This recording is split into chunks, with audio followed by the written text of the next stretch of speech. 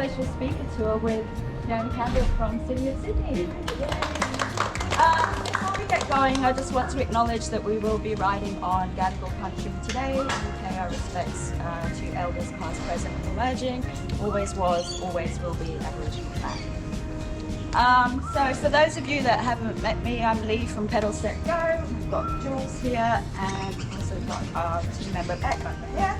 And we're going to be taking you, it's about 10 Ks to showcase all the sort of different cycleways and treatments that the City of Sydney has managed to put in.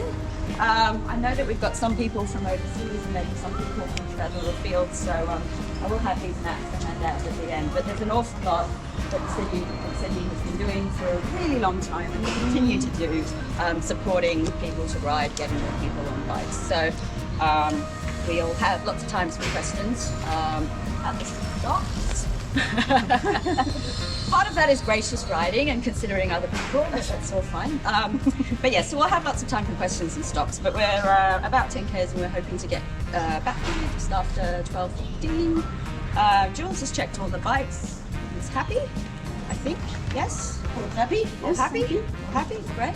So I'm here to remind everyone that now and always, cycle graciously.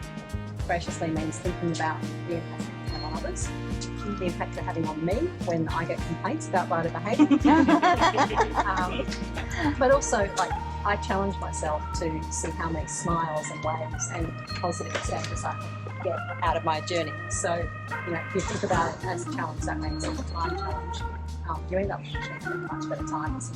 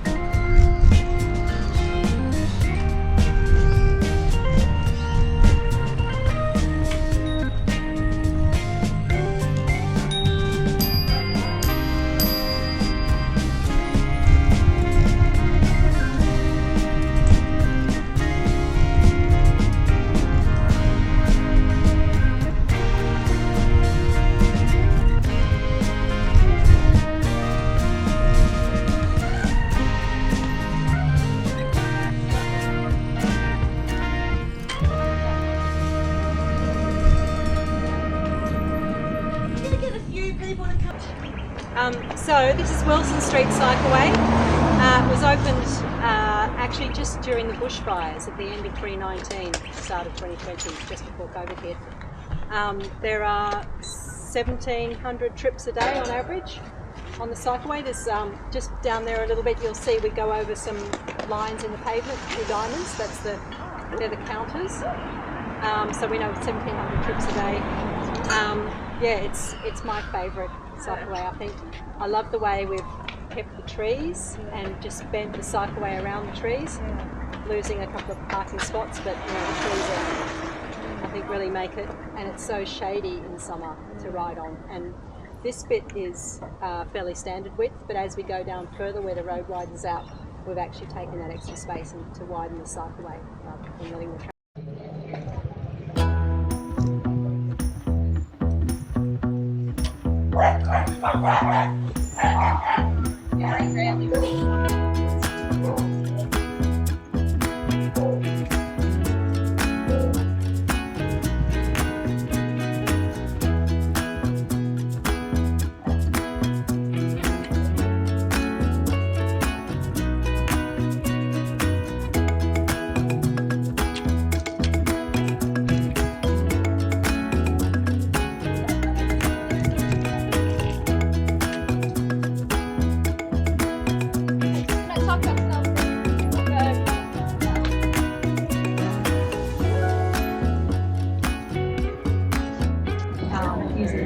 shared environment intersection to sort of mimic the Dutch approach where you've got the ramp up like a driveway where it looks like the road ends, no one's quite sure what happens, so everyone slows down.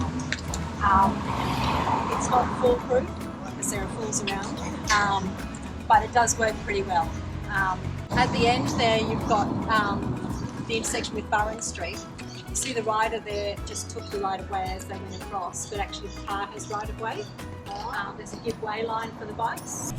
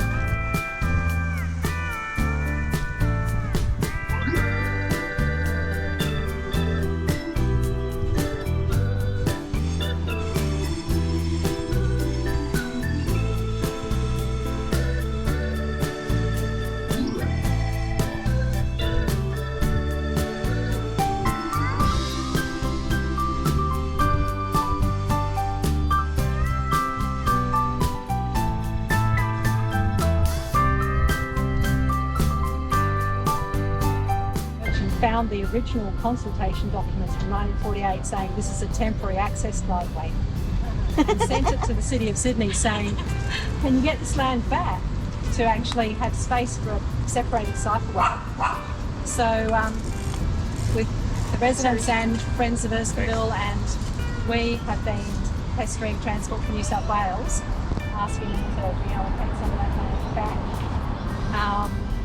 We haven't got there yet, but they said that they're investigating Sydney Transport, that should. So it's a really good example of where, you know, a resident, I don't think he rides a bike, but he's like just interested in the conflict that's created by the narrow area here, and wants to solve it, and where his research and his putting that forward through his local community group and directly to council, you know, is potentially going to lead to a much better result.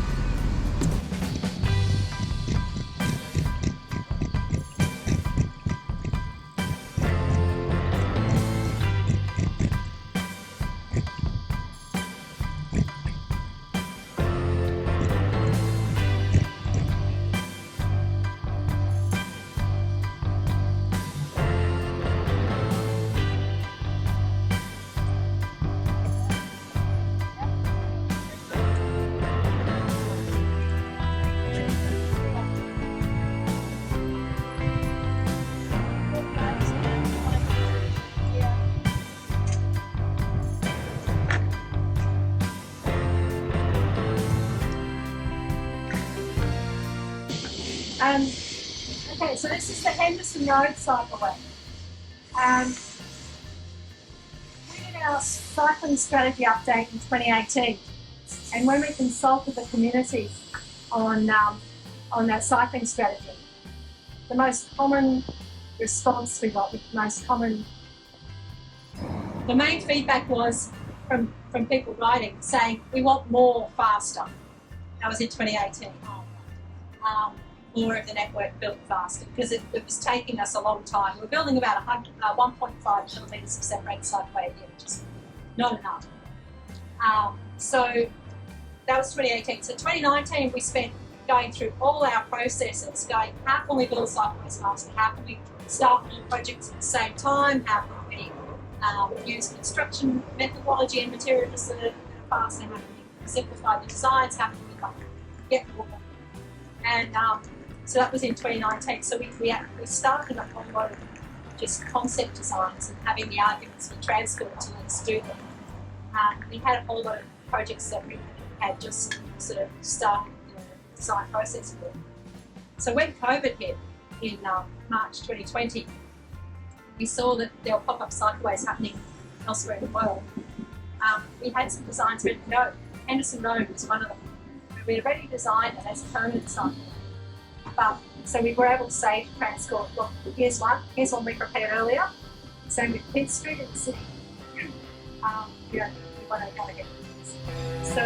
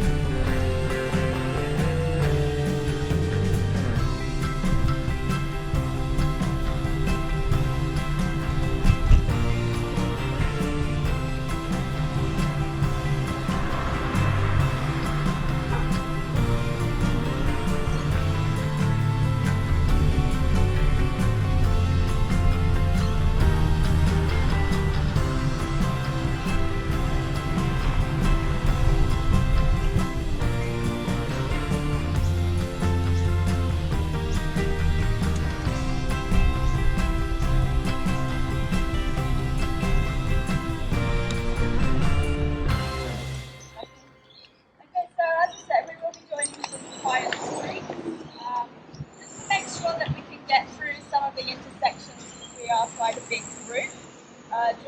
Jules and I will ask you sometimes to double up, so that's riding two abreast, which we're legally allowed to do, so that we can make it through the lights. So we'll make that very clear by saying double up, and then just make sure not so close that you're flashing handlebars, as if you were like the driver and the passenger. Okay?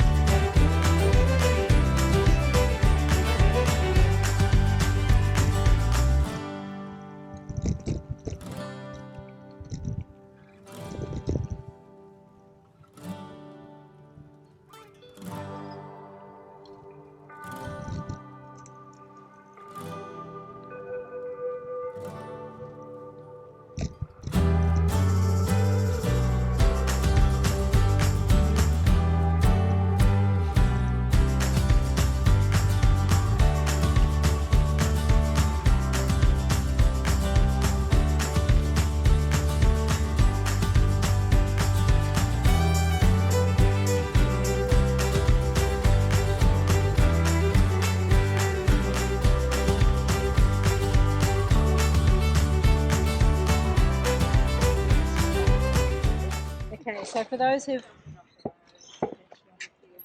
everyone who's spotted a wayfinding sign, thank you very much. You did one, didn't you? Yeah. Thank you. Stuart.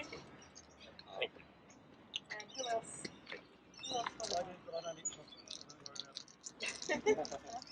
Okay, thank you. So keep going with the spotting the wayfinding signs. I'm glad you're finding it useful. I mean, there's a lot of roads where cars are parked, and yet there's thousands of bikes going. And it's very narrow.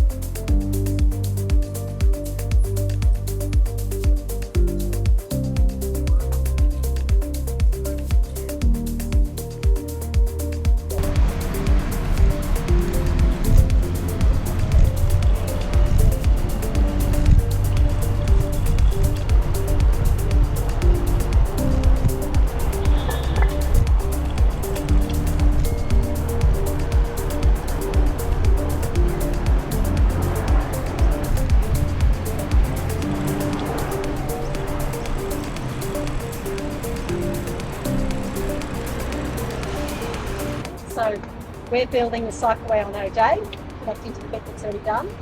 And Redfern, we're currently planning their business and on the other side, on top, take people then to University of New South Wales. So